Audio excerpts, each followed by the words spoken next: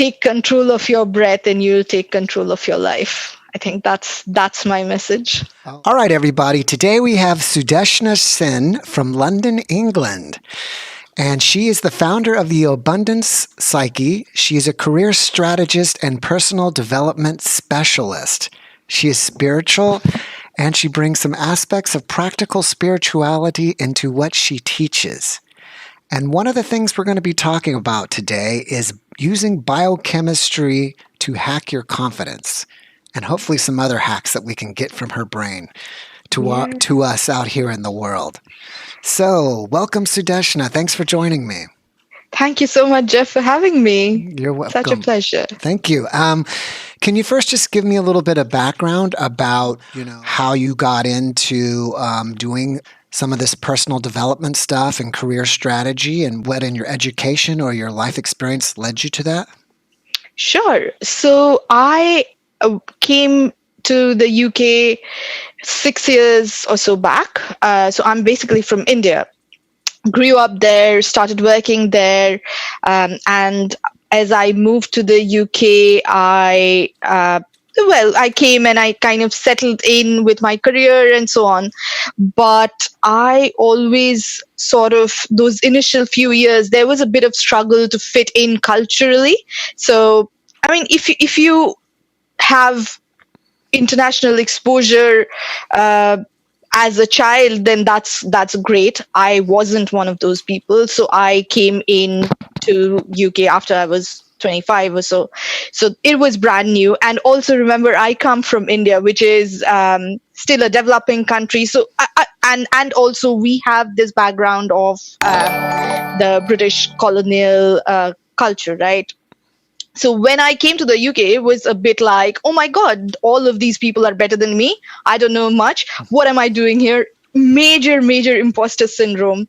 And I suppose I was working for one of the top consulting houses in the world, and yet I was not feeling like I'm enough. And that is when I kind of went through to discover myself in many ways. I went through to see therapists. I went to see, career coaches, professional coaches, spiritual gurus, everything. I've done everything. And then I sort of discovered that, this is a long journey that some of us are almost lucky to step into. So it kind of evolves you up as a person. So I thought that, well, of course, I am a very, I'm a data scientist by profession. So that's my day job. So that's very quantsy, mathsy, sciencey. But I also had this creative side, this growth sort of mindset that wanted me to do something more. And that is how I started the Abundant Psyche. And that is the personal development, creative in me kind of getting out into the world to hopefully help some people. Okay, great. Well, first of all, you shouldn't have any kind of imposter syndrome, I think, as you explained it, because you come from India. And that's a culture that's like thousands of years old. And there's so much history there and so much ancient history there. And I mean, even I would love to study some of the really old texts. I think they call it like the Vishanas, or please correct me, the Vedas. I mean, there's some really interesting stuff to read and to learn. So you should never feel, And I completely agree with you, but I guess like you probably don't know enough about the Indian culture, I probably did not know enough of the British or the Western culture, and what you don't know kind of makes you feel a bit in awe and a bit in like I'm smaller than anyone or the other party. So it's not something that's always negative, but yeah, in my case, it was a bit of a handicap. I understand. Let me ask you this. You said you're a data scientist. Can you tell me a little bit more exactly what your profession is, or what is your job? Yes. So I basically look at tons and tons of data for companies, and I help them understand either how to make more money, in a sense how to make more money, but also to optimize their efficiency. How do you get more marketing hits? How do you get more customers? How do you kind of reduce your costs and make systems more productive, Mhm. and so on. So all of this I underpin with the data that the company collects from a variety of sources. So that's Interesting. what I do. Yeah, so it's not just accounting. I mean, it's data from everywhere. And what is your best way of, understanding the data? Do you create graphs and kind of graph it out? Does that make it your best way to, kind of interpret the data? So initially, yes. So graphing, interestingly, it's the first thing we do and it's the last thing we do. Hmm. But there are things that we do in the middle depending on how big the problem is. So if you give me any data set, I'd first try to see what is the graph looking like, Hmm. what are the charts telling me, and then depending on that and also on the problem, either I'll do a statistical analysis, I'll throw some, machine learning, artificial intelligence. These are all big words, but that's in a sense what I do for a living. I write these algorithms and Hmm. kind of make the data fit these algorithms, and then Hmm. out comes a result which, say for example, your question is how do I grow my YouTube channel? Right. And I would look at the analytics and kind of look at the data and fit the model and say, okay, Jeff, this is what the model's telling me. I'll present it back to you most probably in terms of a graph as well, because graphs are visual, they're easy to understand. Hmm. And then there is the bit in the middle that you don't see, which is writing code. Hmm. And that's also one of Oh, the things that, okay, great. So you actually write code as well. yes, I do. Oh, that's amazing. So you are a very intelligent woman. Well, I try.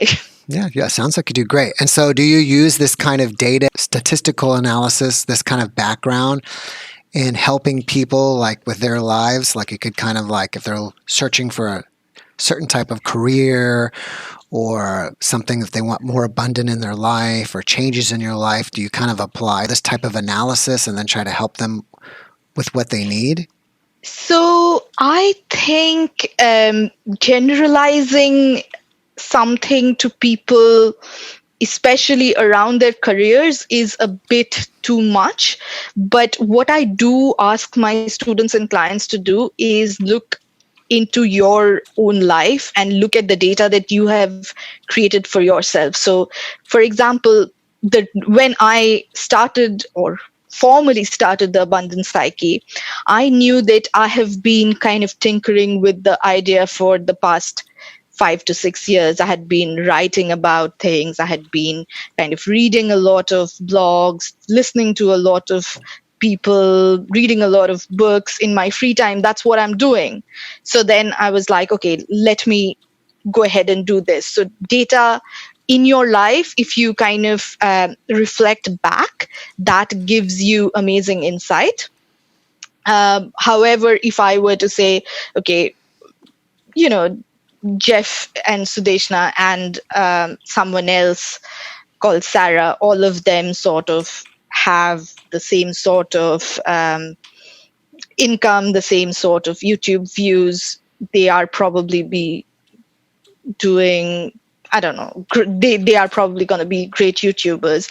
That may or may not be true because there are so many other things. Like, for example, we were just chatting before, right? You have been doing this for 15 plus years, and I just have started my journey into YouTube. Of course, you will be much, much better than me knowledge wise and also presentation wise. Mhm. So I suppose what I'm saying is data, when you look at your own life, that gives you a lot of insight, but we shouldn't really always be generalizing in a population. Right. I guess it's just not all about the numbers. No. There are always some other intangible factors that can, make a difference. So let's give everybody what they're here for. Tell us about these biochemical hacks. Right. So the biochemical hacks bit. So, like I said, I was going through this imposter syndrome sort of a phase. And one of my senior partners back then, she said, well, Sudeshna, you don't sound like someone who's worked for 5 years or so. I was like, I don't understand what that means, but that probably is showing up on my confidence. And then she said, why don't you go watch this TED talk? It's called, um, I think it's called uh, fake it till you become it. Not Right. fake it till you make it, but fake it till you become it. And I went and watched this lady called Amy Cuddy. She is a social psychologist, I think. And she started talking about how, we have a lot of hormones in our body that affect our confidence. Say, for example, men in general are more confident than women because testosterone as a hormone is more confidence enhancing. And also, for example, when you have more adrenaline in your system, you will seem less confident. So adrenaline is the hormone that is the fight or flight hormone. So when you are under stress, you typically shrink yourself, go into sort of a fetal position, and you basically start murmuring so that people can't hear. Whereas testosterone would kind of go like you um, become big in your stance. It's the winner stance, basically. When you see a marathon or a cyclist like complete their race, they'll go all hands up. Mhm. So what I started realizing is that not only are these hormones and the chemicals affecting how we feel, but also if we were to kind of shift how we be in that moment, we could shift the hormone. Say, for example, you're feeling really, really sad.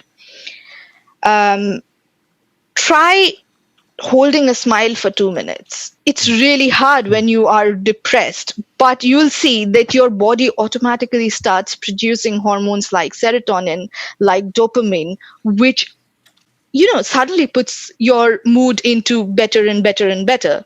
Mhm. And the interesting thing, and then I did a ton of research on this just because that's the sort of person I am. And I went into see that any hormone that you have some of, the body thinks that you need more of. Mhm.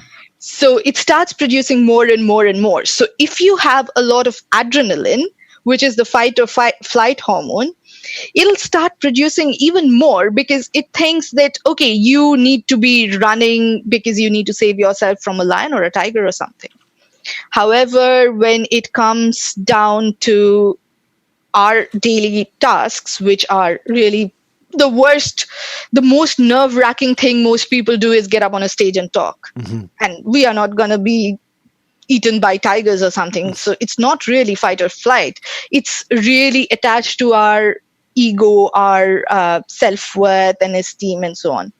So if we somehow can tell ourselves in the moment that, hey, hang on, we just need to manage it, slow down our breathing, tell the body that it's okay. So change the body effectively. So if we went like that, that would be and I'm kind of showing Mhm. you are not doing a podcast, are you? So yeah, we kind of couch ourselves in it, kind of tells people around us and also our own body that, hey, she needs some more adrenaline, so help her. And then the body starts producing more and more, and you get more and more nervous. Whereas when you relax and you put your shoulders back and you kind of take a couple of deep breaths from the belly, like Mhm. 3 deep breaths from the belly, your body suddenly starts realizing, hey, we are safe. So it all starts flowing then. That's It's interesting. this, yeah, it's the same with the other hormones. So Hmm. Do you practice meditation? I do, yes, I do indeed. Is there a certain type of meditation? Meditation to me is such a big word that there's so many different types and what are, different ways to meditate. It's almost you need something a little more defining. So what type do you do? So I do a mixture of, so I do Jangama Dhyana, which is a very special technique which was given to me by my teacher. It is almost, how do I say? So there's a mudra called the Shambhavi mudra, where you basically physically look between your eyebrows as you close your eyes, and then you go into a self-inquiry based meditation. However, I would also say that it is probably one that is slightly more advanced. Mm-hmm. And if you are going to try things like this, it's probably worth getting like proper spiritual guidance rather Mm-hmm. than, because these are, so basically the moment you are working with the breath, you Yeah. are actually working with your nervous system, and things can start going wrong really, really quickly, which is why I do not recommend people just, I think that people play a lot around with Kundalini yoga and all. These are really dangerous. Like if you don't know and you kind of step into one of the pits that you did not know was there, it's not pleasant all It's of the time. interesting. A lot of the world now does participate in meditation. It's very common all over the world. And I guess not all over the world, but Western civilization especially. And a lot of people, I think, would probably agree to say that meditation comes from India. And I Mm. don't know if you would agree with it or not. But what I wanted to ask is, since most people in the Western world kind of probably their perception is that meditation comes from India. But do you think a lot of people in India actually meditate, or is that kind of a misperception on our end? Is it like really common within the culture, or still it's like, just people who are really into it just meditate? So I think meditation as a practice people are aware of, so no one will probably make fun of you if you were to say, okay, I'm a serious meditator. But what I do think is meditation in India, it does come from India as far as I know. Um, but most people in India would, like, if you talk about the Hindus, especially, I think they mostly believe in idol worship. Um, that, if you think about it, that also is a sort of meditation. It's a sort of, your idol is a point of concentration and you are concentrating on it. So you are essentially meditating on it. Would those people be calling themselves meditators? Probably not. Hmm. In the same way that, the Abrahamic religions don't think of themselves as meditators. So Right.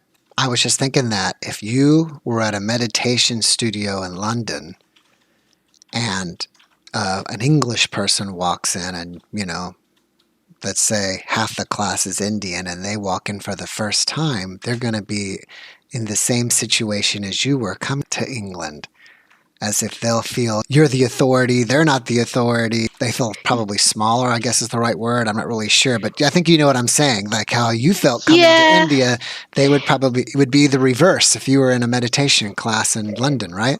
that's probably true, though I will have to say I learned meditation in London Oh, okay. from someone who's English. Oh, there you So, go. so, but of course, my teacher, his guru is Indian, so Hmm. we have a connection there. Yeah. But yeah, I do go to a meditation class in London, and we are taught by an English man.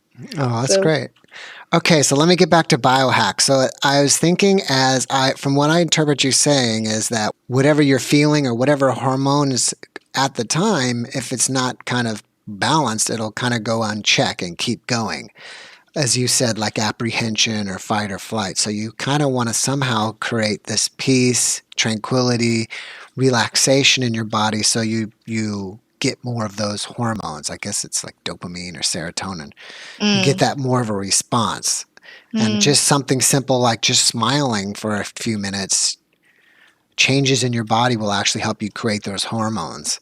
yeah. Do you listen to things like comedy or anything every day just to kind of get a little laughter and kind of pull that in? If I'm honest, yes, I do listen to a lot of Russell Peters. So he's very funny, um, but not every day. Mhm. But what I try and do every day, and I'm guilty, I don't do this every day, but I try and get my meditation in. That does give me a lot of the balance and the, yeah, inevitably after, I think, 8 out of 10 meditations, I'm smiling at the end of it. So that's helpful. That's great. Do you have any other biohacks for us? So one is about productivity, I think. And one of the things that helps us remain productive is the hormone called dopamine. And we tend to kind of think of it as a happiness hormone. But also, if you think about it, every time you grab a bar of chocolate, I grab a bar of chocolate, Uh-huh. we get that dopamine rush. And it's the sense of reward that the reward centers in your brain kind of go up and start producing that hormone. And that is why every time you think of chocolate, you kind of can let those sort of signals go blink, blink, blink. What we do see, though, when we struggle to put a habit in place is that we focus too much on we should be really doing this. We kind of put it to our willpower aspect. We should really, why can I not do this? My friend goes to the gym every day and eats healthy and whatever, whatever, whatever. So I should be able to do it. While that's all good that you should be able to do it, I think it helps when you can hack the system and kind of say, okay, you know what? I will just go to the gym one day for 10 minutes. And then at the end of the day, end of those 10 minutes, I'll give myself a reward of, say, chocolates or whatever your favorite thing to do or eat or whatever it is. And that, if you have done that and if you kind of consistently keep doing that, your brain knows that, okay, so at the end of this, I'm going to get a reward. So come the 15th or the 20th day, your brain will start producing that hormone automatically. Hmm. So you can then drop the chocolate. Now, many people would start thinking, okay, so if I'm going to have a chocolate at the end of a gym session every day, then I'm not going to lose any weight or whatever. But that's not the point. The point is first get the habit in. Yes. So I think things like those are things that we don't think about and we can miss really easily, but they actually help you in the long run to sustain the habit rather than, okay, go to the gym 2 days and then third day, okay, sleep is more important. Right. I believe that it said that it takes 21 days of doing something and I don't know if they like to use the word habit, but it becomes a habit or it really just becomes a lifestyle. Yes, and I think 21 days, I have heard about that one too. And I agree, but how many of us are diligent enough to follow through for 21 days? Mhm. Not many. I'm Yeah. definitely not one of Yeah. them. So what I suggest instead is start with one day Right. and then reflect back on why did it work or why did it not work, because somewhere down the 21 days we lose track and then we are like, okay, so now I have not gone to the gym for 2 days and then there's no point. Again, I'll have to start back on the 21 days from day one, from whenever we again decide to start. I think that instead of looking at it like that, if we just looked at it from, okay, so I went to the gym for 3 days and then today I did not. What was the reason that I did not go? If we kind of reflect on that and then say, okay, does it not work with my routine? Does it not work with this particular day of the week? Does it not work with my timing of the day? Why does it not work and how can I make it work? that integrates better than kind of saying, okay, I need willpower to do this and I'm going into it like, oh, I really need to fight this through. Yeah, I mean, on some level, I would say that you just don't even enjoy it if you have to Yeah, like say force yourself to go to a, like, oh, I got to go to the gym, and somehow the person, yeah, I'm not saying you personally, but I'm just using yeah, you as an example, but yeah, you've got yeah, to find something that you kind of like, okay, I'm kind of look forward to. yeah. And I And understand. and sorry, and that's what happens with those dopamine receptors then, Mhm, that the more you are mhm. training them to say that I don't really enjoy this, the Yeah. more they are saying I don't really enjoy this. Yes, exactly. So you got to trick yourself with some chocolate at the end. Mm. And I noticed on your website you talk about endocrinology and spirituality. So would you say this is basically the same thing as what we're talking about how this affects your spirituality? You know what? I think so. I think so, but again, I will say that I do not have the proof for it, so Mhm, I will not go in to say that, look, uh, endocrinology and all of the good things that modern science has given us was there thousands of years back in the Vedas. I'm not that person. mhm, But I do think that there are some connections, because spirituality, what it really helps you do is ground yourself, separate yourself from your ego, if that makes sense. So mhm, your ego is the person who thinks, oh my god, I'm so self-conscious being in front of thousands of people and mhm. I'm going to make a fool out of myself. But yourself, when I say yourself, I mean just the pure consciousness of being alive, not judging, not being attached to the applaud or to the negativity, whichever way they might come. Right.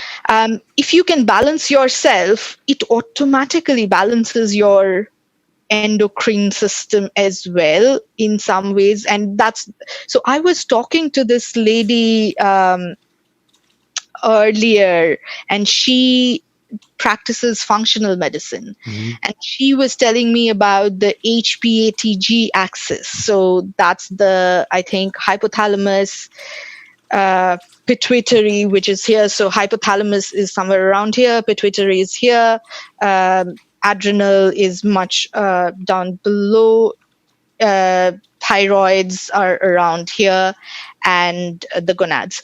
So if you think about it, and this is me just speculating, there is no science, I have not read this anywhere, mhm, so I forgive me if this is not entirely true, but I just thought that if you think about the chakras that typically the Kundalini yoga mhm. people work with, they typically work with similar centers. So maybe they are actually the endocrine centers that they are talking about in yoga. But Mhm. again, hey, who knows? I don't know. I Right. haven't done so much research into this. Right. If you don't mind me asking, you are Hindu? I am, Are yes. you like, I don't know if you would say a practicing Hindu? I don't, I don't consider myself any religion, but I would say I'm spiritual and believe in God. Yeah, But in Hinduism, is it like, is it still like a practicing thing? Forgive me if I'm just ignorant of Hinduism, but that's fine. do you go to like a temple weekly, or do you, have a prayer, or do you closely follow Hinduism beliefs, or you kind of a little bit follow and have your own kind of spiritual beliefs? Right. So I think Hinduism, for me, it's been the way I look at Hinduism is that it's a way of life. Mm, It's not it. I don't think I've ever been said that okay, you need to go to a temple once a week, or I have never been even said that if you don't go to a temple ever in life, you'll become non-Hindu. That's never been the case. And do I follow Hinduism? I suppose I do, because meditation kind of arises from there.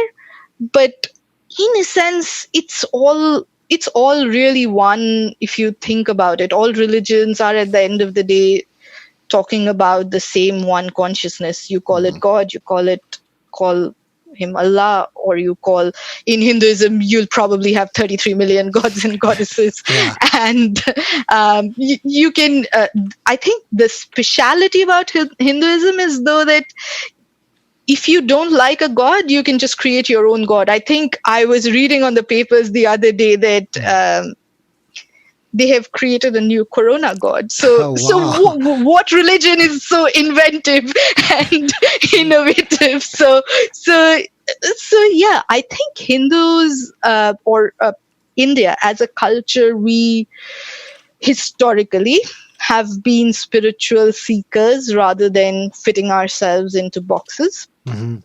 Um, but is everyone who's Hindu, are they aware of whatever I'm talking? Absolutely not. I wasn't aware even like 10 years back. So Okay, interesting. When you were speaking before, you talked about chakras and you talked about, and I don't know if, I don't know if chakras are really part of Hinduism, or is it Ayurvedic medicine?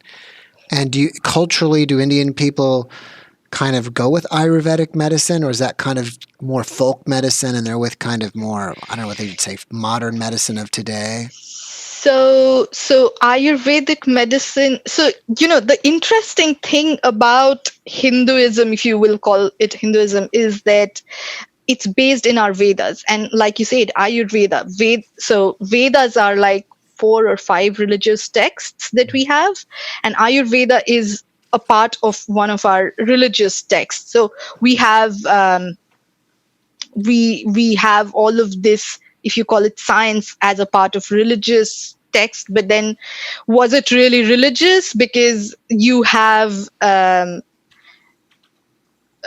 pieces where they say, what's your duty as a king, as a as a business owner, as a whatever. So what is your nature as being the person that you are? So is that a part of religion, and does religion go in to dictate how you should be as a king or as a householder? Probably not. So I think the Vedas are far broader than just being religious texts. That's my opinion of it. Now, whether Ayurveda was practiced, yes, it was practiced a lot, and in fact, my great grandfather, so our family line till my great grandfather, they were quite big doctors in Ayurveda. And there still are, I think, statues and memorials after them in where I come from. So yeah, they were followed quite a lot. And in fact, even to this day, there are some people who would follow Ayurveda more closely than Western medicine. However, I would say that Western medicine is gradually taking over, and yeah, you wouldn't typically go to an Ayurveda doctor to, say, for example, cure cancer. Right. So I think Western medicine really shines in emergency situations, especially in emergency treatment, emergency surgical. But I think like general spiritual and just general health, I don't know how much they really shine. I mean, they don't really, as far as I know, most medical schools in America, at least, the doctor gets zero training in nutrition. And so, I mean, and nutrition is so important in your health. I mean, if you can get your nutrition down, if you don't drink, don't smoke, and you probably have a generally really, a pretty darn good, well balanced meals and eat nutritionally, you probably won't get sick very much at all. It seems like most of the diseases are almost of excess, which is eating with obesity and diabetes, or smoking or drinking or drugs or whatever. And so that's I was saying, that I think that Ayurvedic medicine or other cultural medicines can be just as effective on teaching personal health, and taking care of yourself. I do personally believe that if you can take control of your breath, you can do a lot. Mm-hmm. So if you, and I don't even have to tell you this, this, like when you get angry, or when you get sad, your breath is different from the way that you are breathing right now. Mm-hmm. If you don't believe me, you be the judge, and you see for yourself the next time you're sad or you're angry. Your breath, the pattern of your breath is different.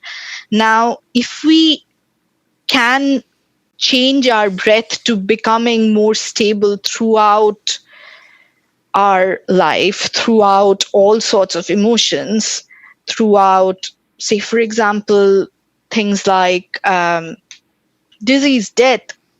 If we can just control it, half of the diseases, I believe, are controlled just like that. Like, it is incredibly hard to do. I will not deny that it's hard, right? Like 24/7, and your breath is always with you. You miss one count and you are back breathing from your chest. Mm-hmm. But if you could actually breathe in and out through right from your belly, I'm sure that we'd have far lesser diseases in society, and that's the essence of the Indian yogic practices. Mm-hmm. Think about it.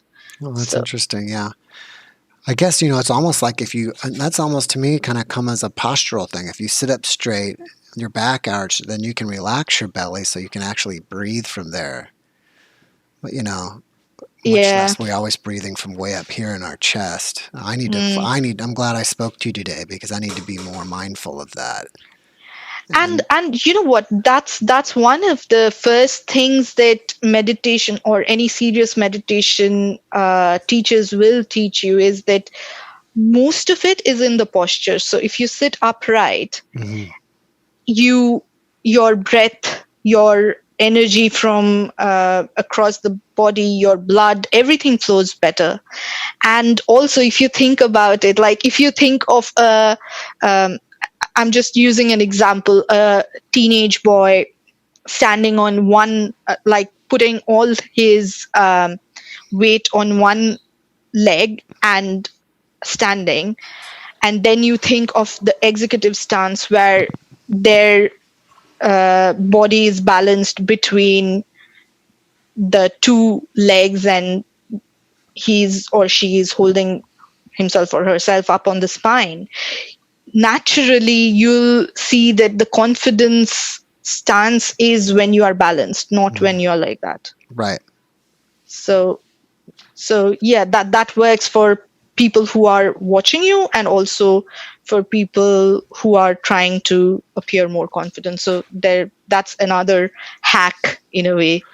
Yeah, there's a lot to just and there's a guy that I follow on LinkedIn. I can't remember his name, but there's a whole lot about um, postural things that you're doing in public speaking, the way you move your hands, and if you only talk with one hand, it's distracting. He talks Mm, about, but if you're using both in symmetry, it's mm, pleasant to the eye. So if you talk like that, and it depends on your energy level. If you really want to, your hands are here or here or here when you're speaking. There's a whole lot to learn about that I'd really like to yeah. learn. But until I become a public stage speaker, I'm kind of will put it off until then. Let me shift gears with you here. Is that I also found on your website there was, I think, a blog post about how to get shit done Mm, for people who can't, get stuff done. And I heard Gary Vee, I don't know if you know who that is, say this, and I really love it, and he's so right, is that, everybody has ideas, but not any, hardly anybody actually executes these ideas. Just because you have ideas is yeah. meaningless, Yeah. and to get stuff done. So how can you help us get stuff done? Yeah. Oh my God. You know what? I love this bit because once upon a time I had a friend. I say I had a friend in Okay. past tense because we used to talk a lot about the ideas in our heads and how we could start something. And I was always very entrepreneurial. So, and he would be really protective of his ideas almost, Mhm. that no, so you might steal my idea, or you might go and execute on it or whatever.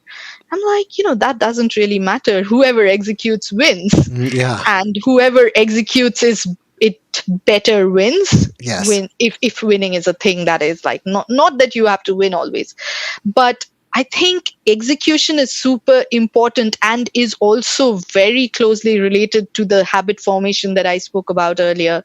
So if you are trying to do something, say for example, my website is a good example.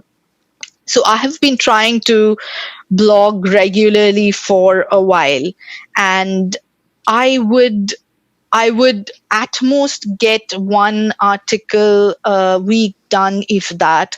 And then there was a time that I increased it up to two or three content pieces. And what I was doing is I started saying, okay, 2 hours in the morning for, calls with people for my business, and then I work the rest of the day on my day job, and then 2 hours in the night I write. However, what I also realized is that was not working for me.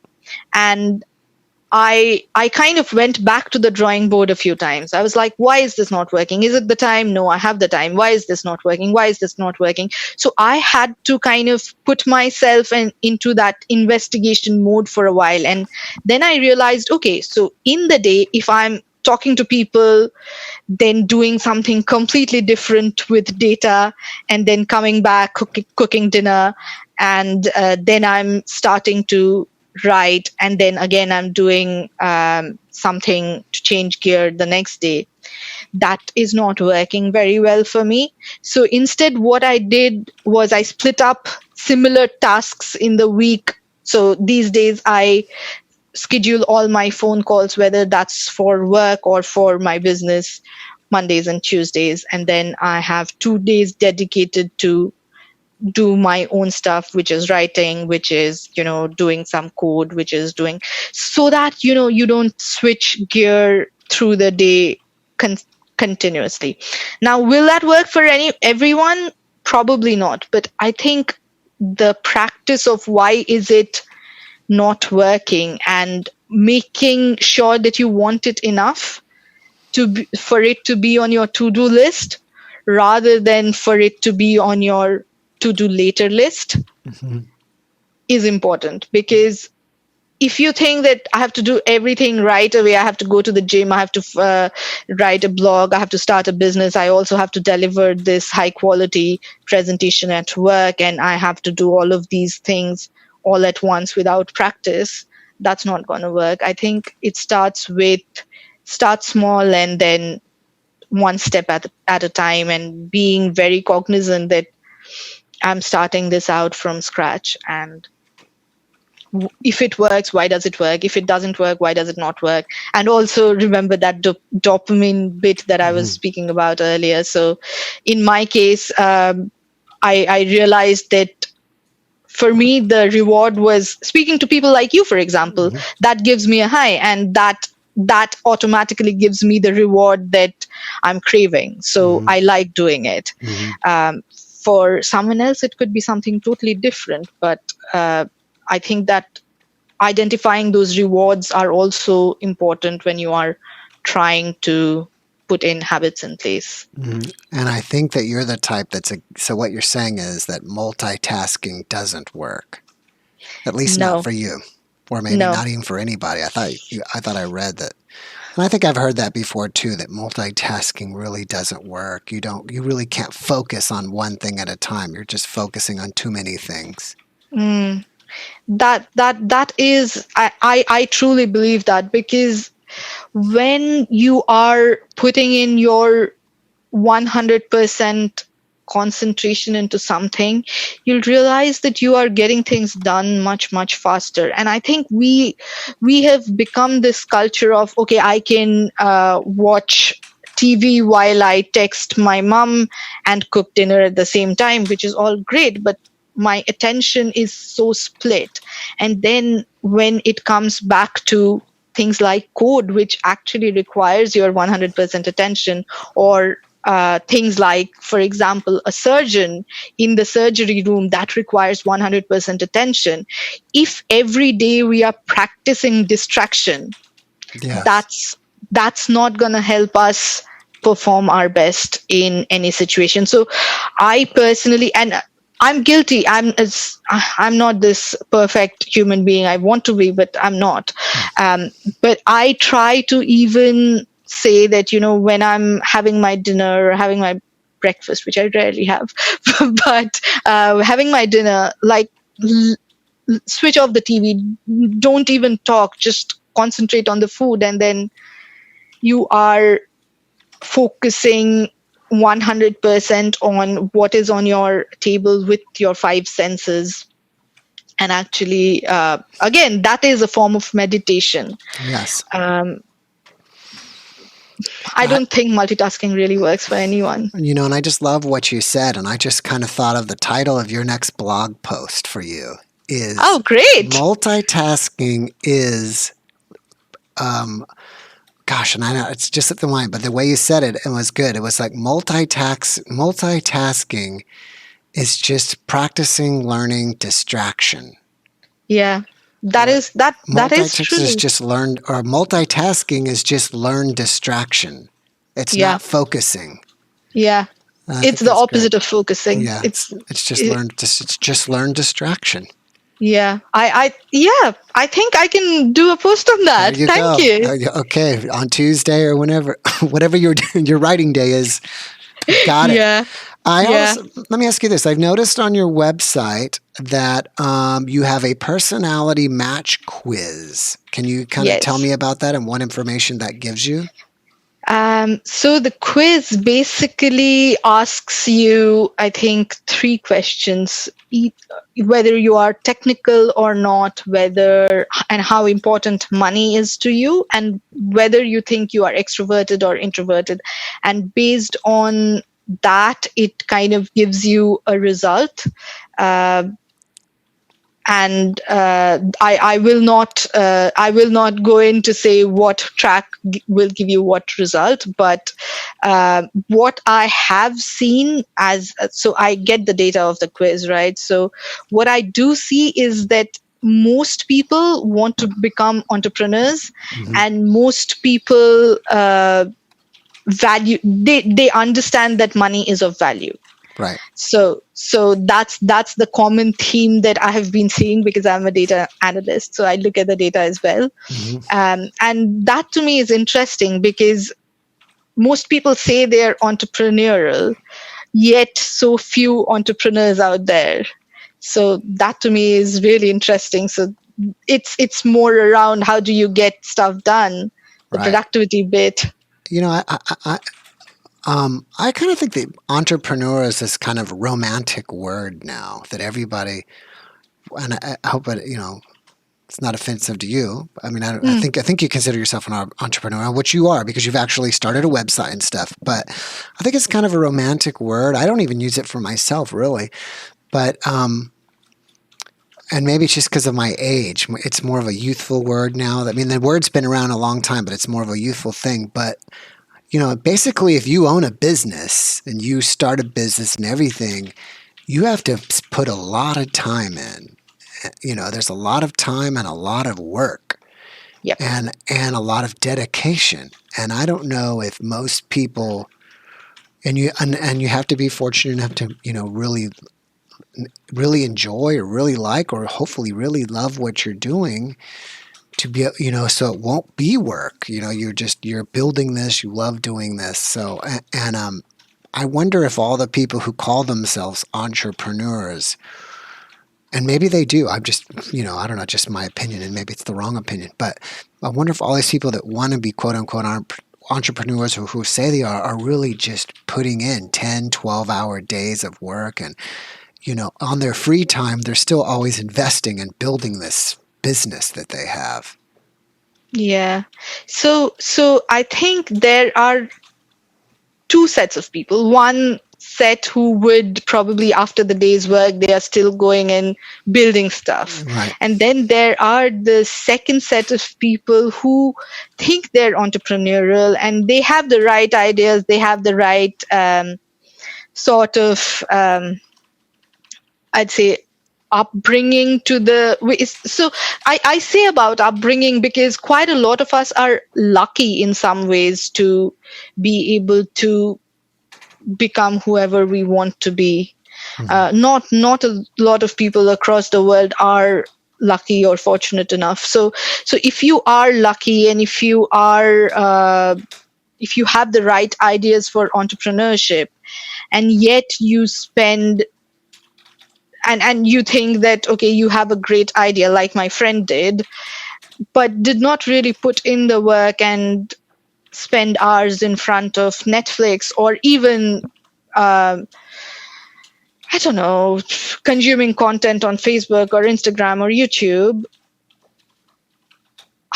I would really not question the entrepreneurial spirit in you, but I'd question whether you could ever really become a successful entrepreneur, because it, like you said, it requires so much dedication and so much time and energy. Like, I know the hours that I work, and they are not pretty, Mhm. and but there's something that keeps me going. So Mhm. yeah, You know, but yeah, you're right. It's a fashionable term. and I like what you said there, and it's something that I never thought about, which is luck. And maybe have to be lucky to know somebody or meet somebody to teach you. You know, it's so much easier if you have someone that's successful at something teach you how to be successful. Like, I wouldn't mind being a guy that could be a day trader or know how to really work the stock market, and trade and do that. But there's so much that I would have to sit down and learn. It's like a lifetime of learning just to get up to speed. You know what I mean? So maybe my words were too harsh for entrepreneurs, because maybe a lot of people have these ideas, but they just don't have access to someone who has knowledge or experience and or willing to help them kind of take it, at least get up and start running. But I also, yes, luck is there, but also, what I find interesting also is that every lucky person is really good at spotting opportunities, Hmm. right? So for example, I have no background in business. I have no background in the corporate world. My family is very academic. So my mom's a professor, my aunts are all professors, my dad's like, they are a really, really academic family. Um, but I did well in the corporate world, partly because I was lucky, because, of course, a good academic base sets you up for good things in life. But equally, I was always on the lookout for the next opportunity. Who could I help? Who could I introduce myself to? And similarly with, I suppose, my business in some ways, yeah, a lot of it comes back. Like, say, for example, how we met each other. I reached out to you, Hmm. and it is lucky for me that you did come back and say, hey, yeah, let's have a chat. So that's great. But had I not reached out to you in the first place, and had I spent my time on Netflix doing something else, that opportunity wouldn't have arisen, so the luck wouldn't have been there. Right. Yes. Yeah, that's a good way to put it. All right. Are you working on any new projects right now that people should know about? So I'm working on a lot of things, including, so I have a course on how to revamp your resume Hmm. and how to get noticed in the job market. So I'm actually revamping my resume revamp course.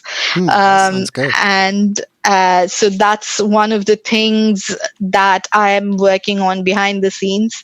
I, at some point, do want to be doing a full on course on these biochemical hacks. And take it a bit further into neuroscience as well. It's in my next year's plan. It's still early days, so not promising anything. But if you are looking to change your career or something, yeah, that's the resume revamp course will help. And irrespective, I speak about a lot of these things on my emails and blogs. So Mhm. that's one of the places to consume all of the content from as well. All right.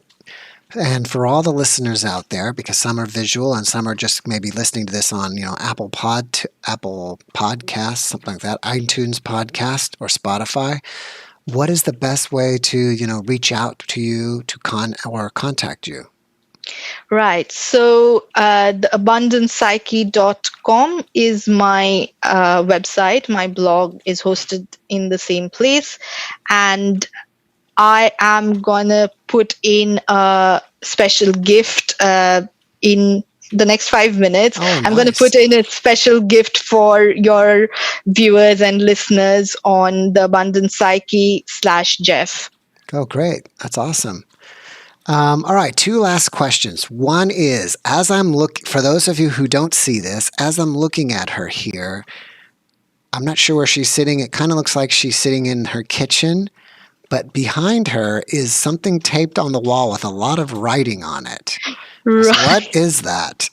So this is my study, and that's the whiteboard behind me. Mhm. And what's that is basically my plan to revamp the resume Oh, okay. writing Okay. course. Okay, So great.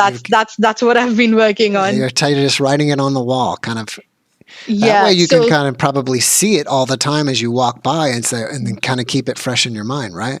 that is true. And also, I come from a background in consulting where I'm used to thinking out on whiteboards. So I like that Oh, in that's my cool. study. That's a great Yeah. idea.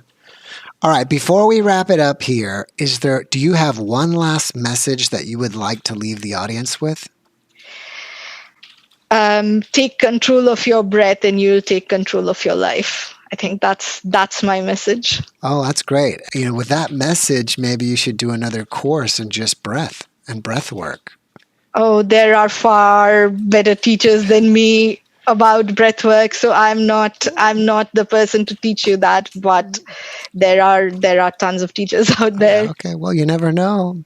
You never know. Right. You could maybe present it in a way that it's more understandable than someone else does. I will keep that in mind. You That is just very never kind of know. you, Jeff. Okay. Well, Sudeshna, thank you so much for spending time with me today. I really appreciated it. And I had fun talking to you.